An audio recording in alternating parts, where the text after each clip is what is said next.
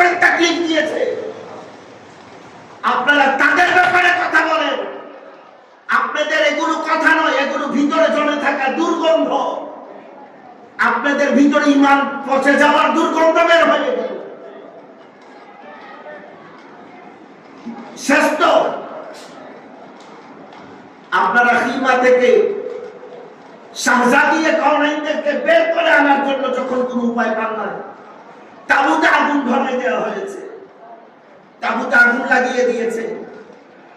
আগুন যখন লাগানো হয়েছে অটোমেটিক্যালি তারা বের হবে নাকি? ওনারা বের হয়েছে। ওনাদের হিজাবে যখন হাত দেওয়া হয়েছে, আম্মি জান যায়েনব বিনতে ফাতেমা যখন আসমানে ডেকে বলেছে, রমণী এই শরীর কোনদিন চন্দ্র সূর্য দেখে নাই, কুকুররা কিভাবে দেখবে? কারবালার আসমান কালো হয়েছে, 3 দিন পর্যন্ত সূর্য উঠে নাই। আহলে বাইত আতামের বেহুরমতি না হয় আল্লাহ সূর্যকে আধার করে দিয়েছে।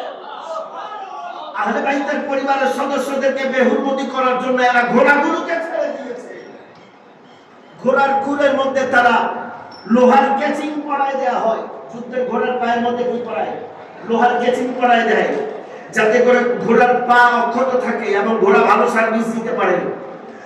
ঘোড়াগুলোকে ছেড়ে দেওয়া হয়েছে। ইমাম আলী মাকামের শরীর থেকে শিরস্ত্রাণকে খুলে দেওয়ার পরে আপনি বলেন আমাকে, ইতিহাস বাদ দেন, সিচুয়েশন নিয়ে আপনি আমার সাথে বসেন, আমি আপনাকে কারবালা দেখাবো খোদার কসম, আমার মাওলার জাতি ইজ্জত জালালের কসম।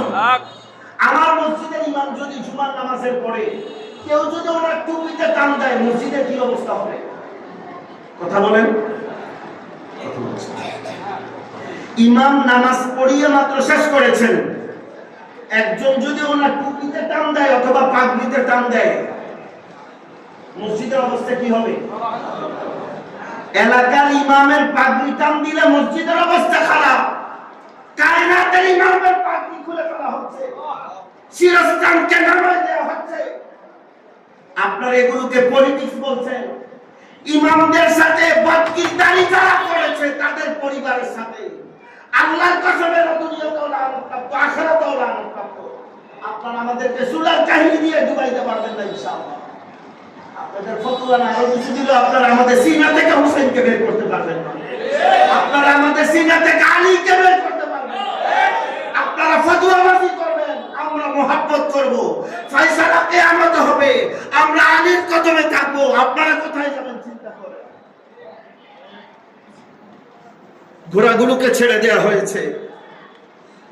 ঘোড়ারা ইহতেরাম করেছে মাওলা হুসাইনকে। শরীর মোবারক আসার পরে ঘোড়াগুলো জাম করতেছে, পা লাগায় না, জানে এই যার পায়ে আমার পা লাগবে এই পা মুস্তাফার কাঁধে থাকবে। وكل ولي على قدم وإني على قدم النبي بدر الكمال। गौसुस सकलाइन বলছেন दुनिया की हर वली के कंधे पे मेरा कदम है और मेरे कंधे पे हुजूर की कदम है। আরে বাস চোখ বন্ধ করে সিনারিওটা চিন্তা করেন, না বুঝলে বাড়িতে গিয়ে নাতি কাঁধে নেন। আমার নবীর কাঁধে যখন হুসাইন উঠছে, কাঁধে যখন ইমাম আলী মাকাম উঠছে, ইমাম হুসাইনের কদম আমার মুস্তাফার কাঁধের উপরে, ইমামুল আম্বিয়ার কাঁধের উপরে ইমাম শুহাদা। আপনারা তাকে বেহুরমতি করেছেন। মনে রাখবেন, এই জাতীয় বেয়াদবি সিনার মধ্যে নিয়ে নবীর শাফাত আশা করা যায় না। জোরে বলেন, যায় না। আউলিয়া কেরামের মাকাম অনেক পরের কথা।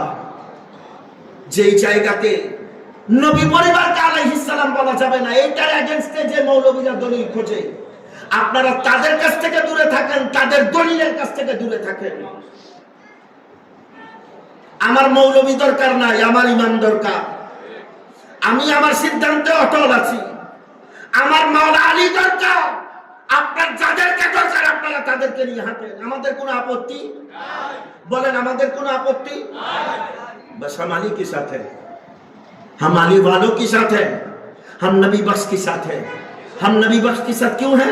नबी बख्श मौलाए कायनात के साथ है।